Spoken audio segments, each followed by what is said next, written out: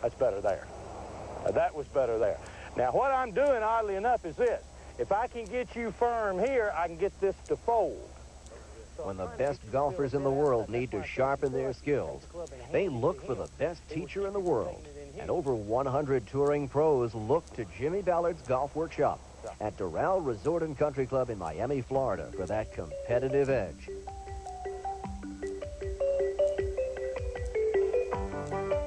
Like Jimmy Ballard, the Doral name stands for excellence. Spread over 2,400 acres, Doral offers sun and relaxation, as well as exercise and recreation. It's the home of the luxurious Doral Saturnia International Spa Resort, nationally recognized as one of the top spas in the eastern United States. But it's championship golf that Doral is best known for. 99 challenging holes spread over 6 courses, including the infamous Blue Monster, site of the Doral Open on the PGA Tour since 1962. At Doral, the adage practice makes perfect rings loud and clear. A lighted driving range on the resort side offers guests a constant workout. And if you need assistance with your swing, then head down the range to the Jimmy Ballard Golf Workshop, where high handicappers and scratch players practice the true fundamentals under the watchful eye of Jimmy Ballard. Jimmy has been teaching golf for nearly 3 decades, and over that time he's devised a definitive and organized method to enable golfers to understand the fundamental golf swing. For years, he studied the great ball strikers, Hogan, Snead, Nelson, and found similarities in all their swings. Today, along with his staff of teaching professionals, Jimmy Ballard connects golf swings with the proper fundamentals. Through classroom workshops that allow students to see the right moves, to personally videotape sessions on the practice tee, Jimmy Ballard emphatically proves that the golf swing is nothing more than a natural athletic move. Ballard is best known for his work with successful touring pros like Curtis Strange, Sandy Lyle, Seve Ballesteros, and Hal Sutton. But it's working with amateur players of all levels, men and women, young and old, that he finds most rewarding. Each week, Jimmy looks at hundreds of swings. He is a student of the game. And for 30 years, he has studied the fundamental golf swing. Yeah. Now that's what I call a good golf swing. That good golf swing belongs to Artie McNichol, Jimmy's #1 assistant. Today, they will demonstrate the techniques and fundamentals needed for a connected putting stroke, one that will hold up under pressure.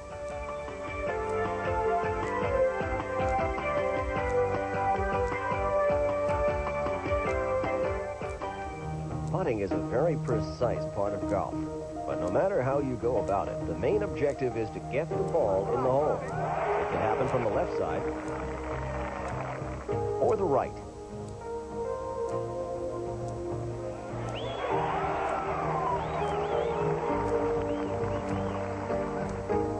It can be done with a cross-handed grip.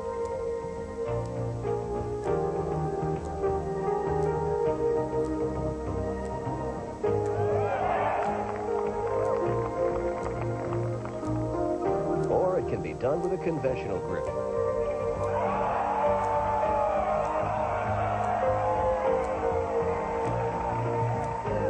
The stroke can be made with a slightly open stance.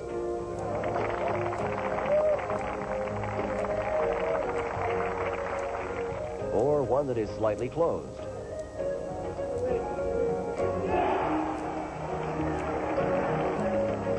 Putting from a crouched position enables a player to explode upward in times of jubilation. But great moments come with an upright stance as well. Next, Jimmy and Artie will demonstrate the proper fundamentals of putting, no matter what style you use.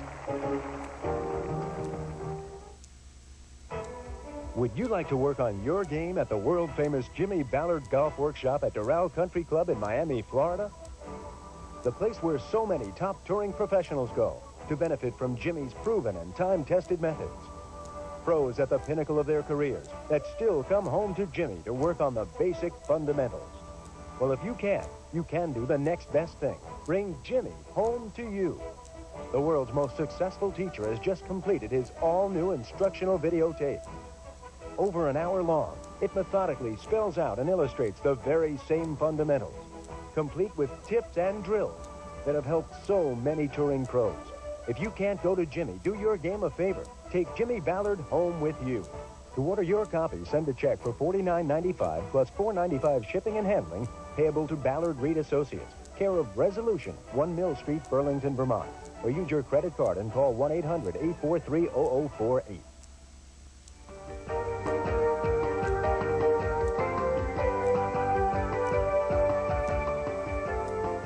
What I'd like to do is talk to you about putting now. And what I want you to understand is that the putting stroke is nothing but a miniature of the big golf swing. And what we want you to understand also is that you release the putter, that you have connection in putting. And one of the really important things you have to understand is, though, when we talk connection, it's connection with the shoulders. Now, there's not any body movement, but still, the body is still, but we still use the shoulders. We still maintain connection. Artie, if you would, let's talk about grip pressure a little and how we set the club to the ball and how we achieve connection in putting.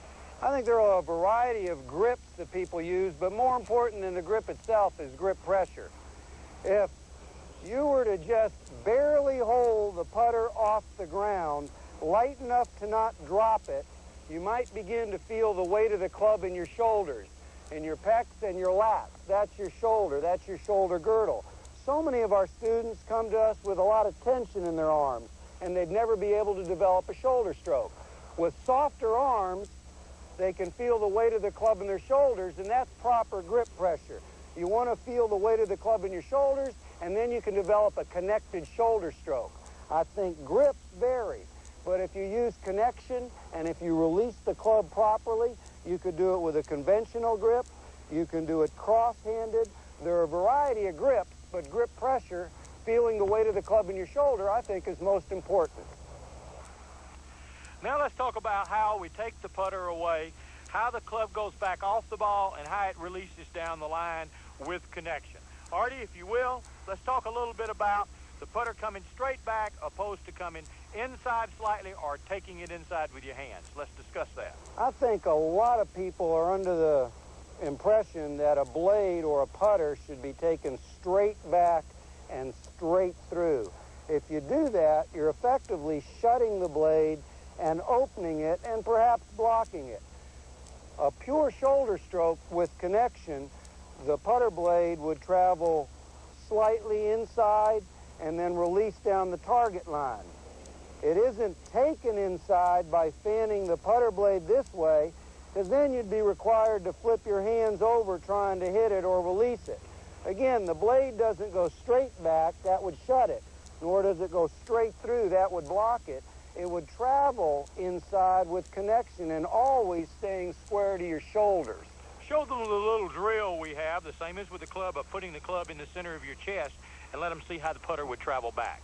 Once you set a club in the center of your chest, you'd be forced to use your shoulders, and you'd be forced to putt with connection.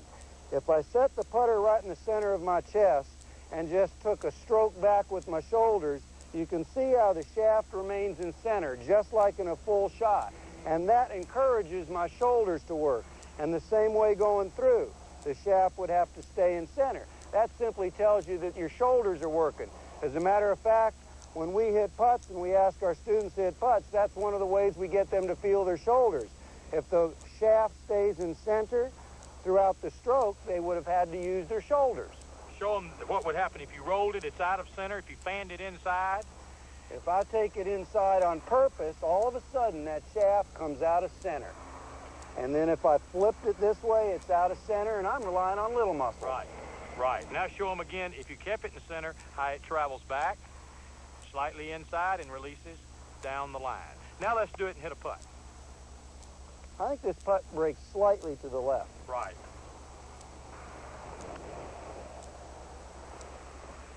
Okay. Now you can see there, when you release the putter, and let's talk a little about that. Notice when the putter is released how the ball rolls over. Anytime the putter is released, you're rolling the ball, but when you block putt it, that's when you're spinning the ball. That's when you never find the solid spot on the putter. That's correct. If you want to hit solid putts, once you know where your sweet spot is, if you stay connected and use your shoulders, you're going to return that sweet spot exactly where it started every trip. If you shoulder stroke it, you're hitting it dead solid and square. If you block it, you may or may not hit the sweet spot, and you certainly are going to decelerate that putter. Correct. And that's across the line, and it'll spin the ball sideways instead of over, instead of rolling the ball over. Now, we can talk here a little bit about Hubert Green. Always comes to mind with me because when Hubert plays good, nobody puts better than Hubert. And we know about the releasing. And you know, his putting stroke, he used to practice a lot, releasing the putter like a golf club as a practice aid. Sure, I can remember Hubert. He'd even split his hands sometimes. And one thing that a lot of good putters will do, they'll take practice strokes like this. Probably the worst thing you can do in putting is to decelerate and dog it, leave it short. And if you were to make practice strokes very similar to a full shot and release it, Jimmy taught me once, sometimes you can release it by putting your finger down the shaft and just pointing to the target. I think people get more target-oriented when they point it at the target. Definitely. I think one of the best drills in putting is with the index finger down the shaft. I think that gives you the feeling of the target all the time. I think that if you were to run your finger down the shaft, the first thing that becomes important is the hole. You should be target-oriented. Now, if you were to run your finger down the shaft and simply try to stroke it to the hole, all of a sudden you might discover ways to release it. In other words, this is squaring it up to the hole. This would be blocking it, and that's not stroking it towards the hole. And show them how, as you point to the hole with your index finger, that's a way to feel it released. And then, of course, in the longer shot, how if it were a full shot, how the elbow would fold and it would continue on the regular swing. That's the way it would travel. Not that you would take it there on the putting stroke. You would really never take it much past that height there. But if you did, you can see the continuation of the release in the golf swing.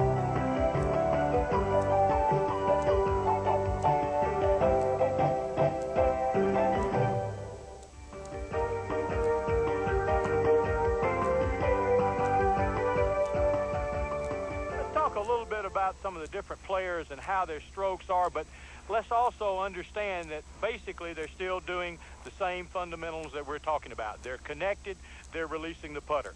Let's talk a little about Hubert Green first, because when Hubert putts, he putted awfully well for a number of years. He had a lot of different stances. Sometimes he'd get wide, sometimes he'd get narrow, but always Hubert released the putt. He sure did. He never blocked it. I can remember Hubert doing a couple of things. Sometimes he'd split his hands, and he always would take a putting stroke in which he really released it. Two things happen. If you're working on that, you certainly aren't going to decelerating it, and you certainly are going to release it when you're doing that. It's a little bit of a feeling when we say release. It's a little bit of a feeling of the toe of the putter going toward the hole, never the heel of the putter. I think that's a good point to bring up to people. Absolutely. If the toe squares up, the toe even works in the air. Sometimes that's one of the things we ask our students to do. You never want to make a stroke with the heel working up.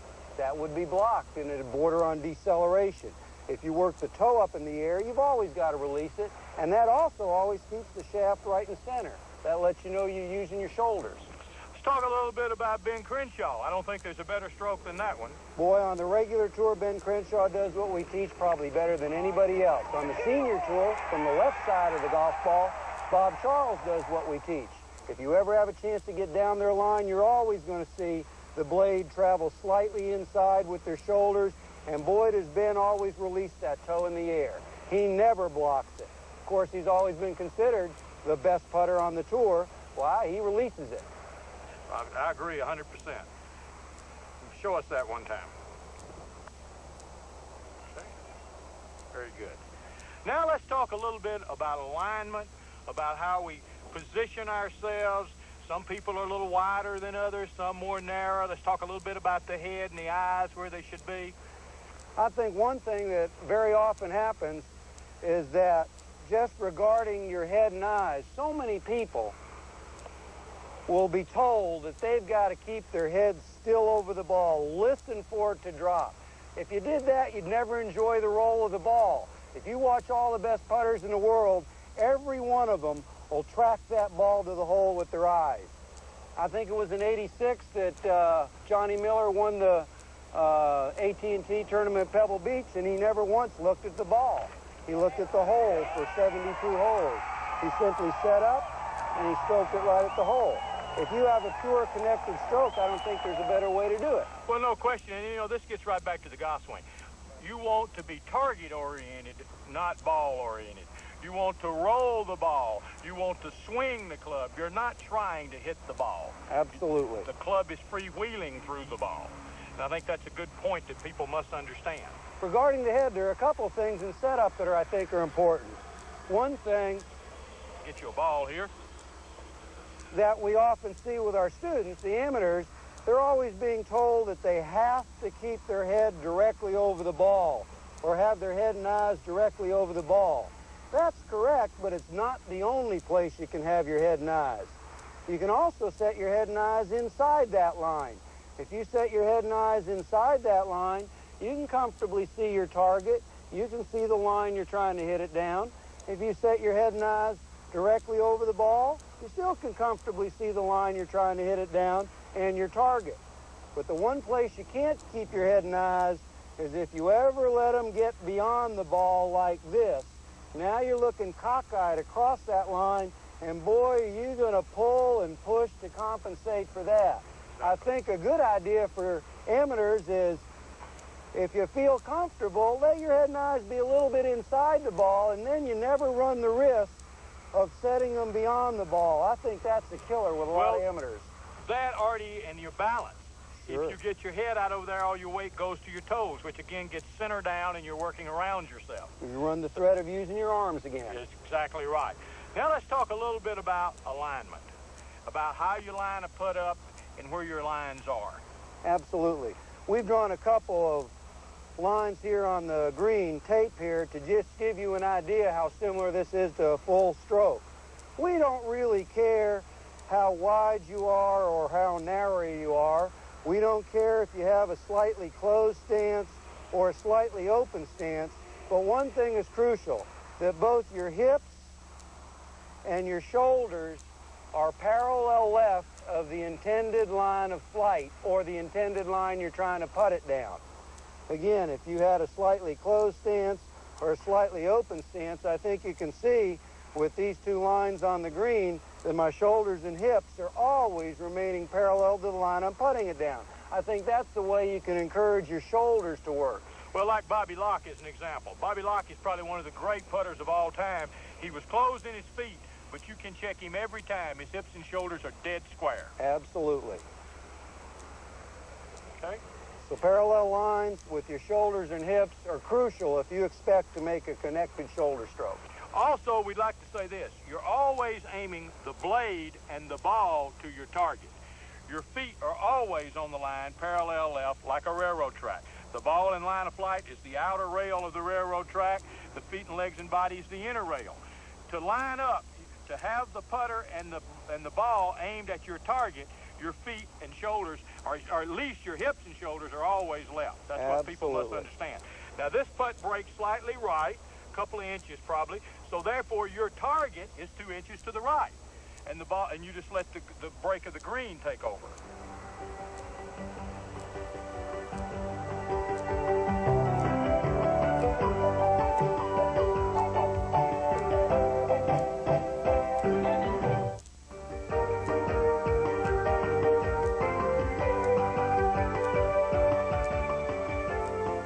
Okay, Artie, let's talk about taking the putter back, and let's talk about some of the myths in putting. People have been told for years to take it straight back. Let's show them what happens if you were to take the putter straight back. Let's show them how the blade would be hooded. The second thing is people say take it inside. Let's show them how if you take it inside with your hands, all you can do is flip your hands coming back. Let's talk about inside, outside, and where we should be. Sure. I think setting up on this line to demonstrate would be a good idea. Most people, like Jim said, have been taught to take a putter blade straight back. If you really did that, you'd be shutting it as you tried to keep it straight back on that line. By the same token, if you went straight through, you'd be opening it or even blocking it a little bit. If you took it to the inside, you'd be fanning the blade open. And to get it back to square, you'd have to roll your hands to do it, and that's difficult to do with any degree of consistency. A pure connected shoulder stroke, the blade travels slightly inside releases, and travels back slightly inside. That blade always stays square to your shoulders. That shows you that you're using your shoulders to stroke it, not your arms, hooding it and opening it or blocking it, and not your hands by fanning it open and turning your hands over to release it. A pure shoulder stroke, again, one with connection, would be straight back and it would travel slightly inside because your shoulders would work it that way. And as you released it, the blade would travel again slightly inside because it's square to your shoulders the whole time. Artie, let's talk a little bit about a routine that we go through before we go play, and then we'll talk about some practice things for us to do. Sure, I think it's real important, especially for amateurs. You don't spend much time getting ready to play, but you could use 10 minutes wisely. If you took 10 minutes and warmed up on the putting green before you went out and play, if you spent 8 or 9 of those 10 minutes hitting the longest possible putts you could find, a number of things would work to your advantage. First off, if you hit a couple of 70-footers and your green superintendent keeps the putting green the same speed as the course green, you ought to be able to tell whether they're fast or slow for the day if you're watching 70-footers roll. You can't do that on 5-footers. If you're watching 70-footers roll and you hit a few 70-footers and your first putt on the course is a 20-footer, it's a short 20-footer. But most importantly this, if you're practicing some very long putts and you just happen to hold your finish, you can work on your stroke. If I held my finish on a long putt and I noticed that the shaft was out of center or across in front of me, I'd know right away I'm using too much wrist. If I hit a long putt and I noticed that when I finished, the shaft was behind me a little bit and not in center, I know I blocked it a little bit or decelerated. If I'm working a long putt and I make a stroke and I keep the shaft in center and the toe works up, I'm working on my shoulder stroke. Then I know that I've got my putting stroke where I need it. Then I take the last couple of minutes and tone down that putting stroke, taking it much shorter back, and momentum carries it further, much shorter. That gives me a good way to warm up. Now let's talk about a practice routine. I know one thing, once I've developed my putting stroke, if I'm going to practice, I'm going to spend some time at it. What I'd probably do is I'd take 10 or 15 balls and start out with 3 or 4 footers. And I'd have a quota of how many I'd have to make before I could back up. And I'd start with 3 or 4 footers, I'd back up to 6 or 8 feet, then I'd go 8 to 12 feet, and I'd make a number of them before I'd back up. Hopefully I'd work all the way back out to a driver till I knocked it on the green, but that'd probably take me forever.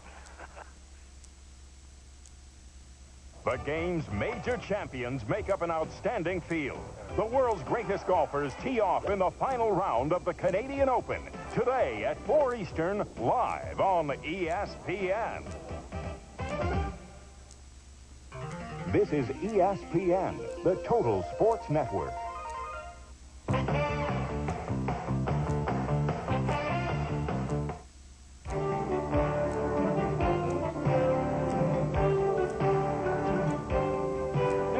What we've talked about today.